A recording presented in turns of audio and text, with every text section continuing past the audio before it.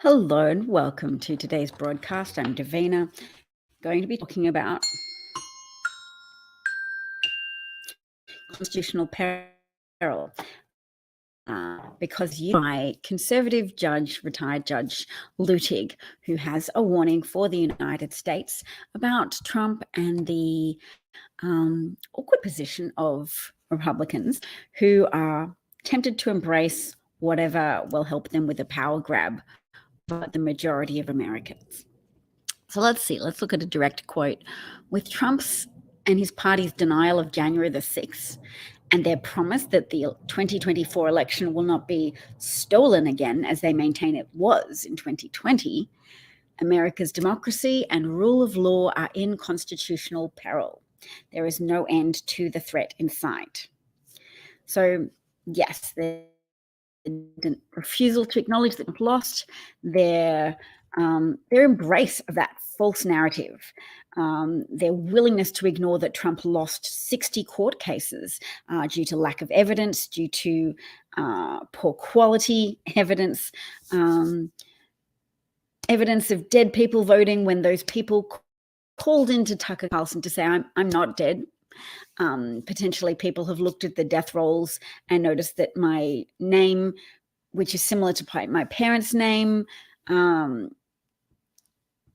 my parent died, all the evidence that was put forward through America's court system that backed up the evidence of our eyes and ears that vote counting in the United States produced a significant popular vote victory for Joe Biden and, more consequentially, an electoral college system victory for Joe Biden in 2020, and that he is legitimately elected president, and that Donald Trump has been quite open in saying that he was not going to accept the results of an election that he lost, that he very evidently was priming his devoted base into using violence, using terrorism to intimidate officials into granting Trump what he wanted, finding him 11,000 more votes in Georgia.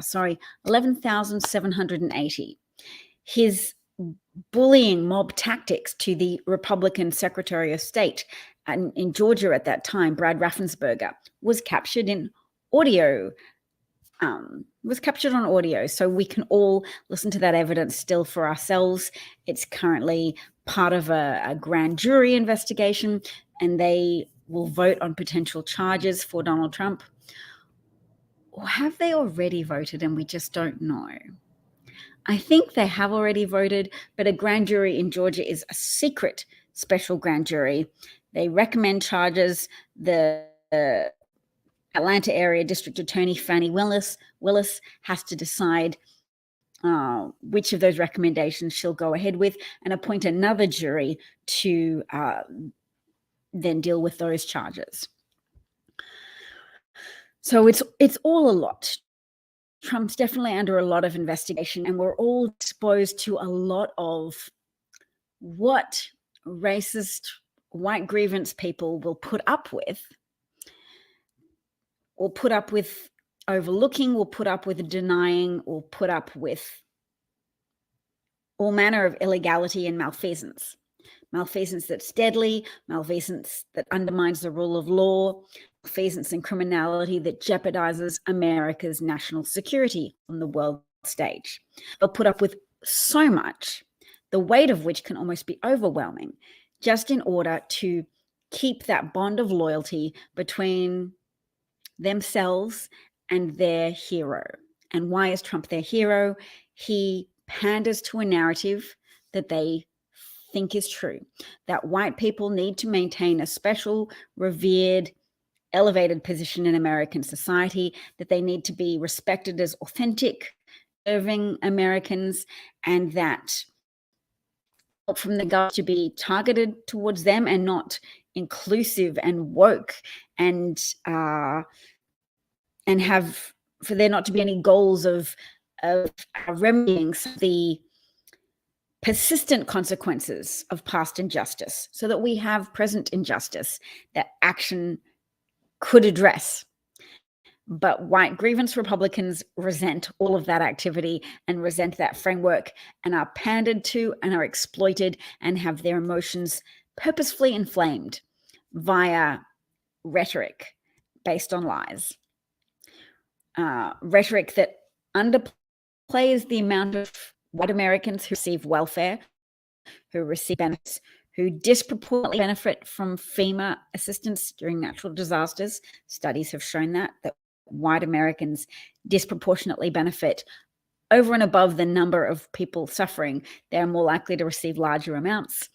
They're more likely to be considered for desirable jobs where health insurance is backed by government tax subsidies, tax companies who supply their workers with health insurance. So all of this white collar advantage, which is often gatekept by people who wish to preserve a tribalistic system of white advantaging and necessarily Black disadvantaging based on the persistent degree of anti-Black animosity that existed then and exists now. It existed then was very profitable for slavery to exist, for those who profited from those industries and those adjacent industries. And it persists now because people still don't want to process the emotions of being associated with unethical, exploitative, immoral behavior.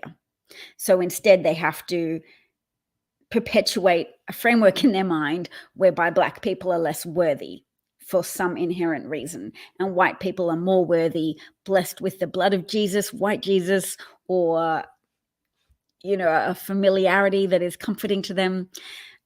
Those people who cling to that false tribal loyalty are undermining the outcomes for all of us as human beings and as residents of the United States.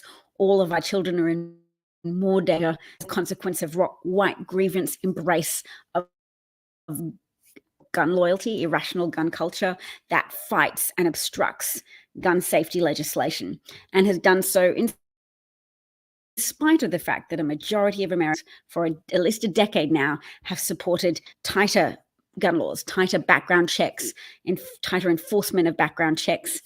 Half the states in the United States don't require background checks for private gun purchases.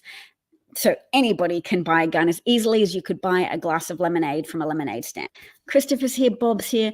I get out of here for the moment, but Bob saw a video of a police officer pulled over a white couple and found methamphetamine and pipes in the car. And the officer said, "I'm going to give you a break tonight and just let you go." So if we imagine that type of perk captured camera writ large, yes, if you're white, doesn't mean your life is perfect, but you're statistically more likely to encounter a cop who will cut you a break, who will be less likely to prosecute, investigate, and harm you because they feel a tribal connection to you based on whiteness. And it takes all of us to speak for not just ending a practice of privilege, but at least extending privilege to everybody. If you're going to cut white people a break, cut Black people a break as well, and stop feeding your conviction of inherent white worthiness and inherent Black unworthiness, because we see those outcomes play out all the time on videos captured of Black people who are pursued and tased and shot and beaten to death by police officers who have imbibed of that potent Kool-Aid of white view and undervaluing Black lives. So yes, that's all I can speak about for this moment. Have a great day, everybody. Don't forget, avoid lapsing into despair or complacency or inertia, malaise. We can still be active, talk to each other, find like-minded people who care about these issues as well, because ultimately we're all in the same swimming pool. When somebody pees at one end of the swimming pool, none of us are immune to the consequences. We will all be contaminated, and we all experience the negative outcomes of politicians who grift and lie and pander to racists in order to enable corruption and misconduct and antisocial policymaking to benefit themselves by pander to a false narrative that it's good to interfere into other people's business, it's good to stop women from getting abortion care if they need it, that it's good to be judgmental of drag queens, but you can't do anything about gun violence because it is what it is. Criminals are going to criminal, which is a nonsensical thing said by a Tennessee Republican representative.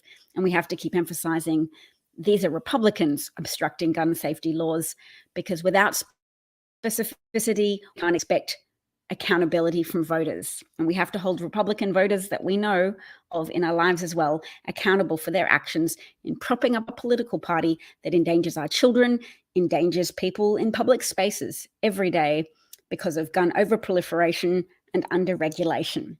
So that's all from me. I hope you enjoyed today's broadcast. Goodbye.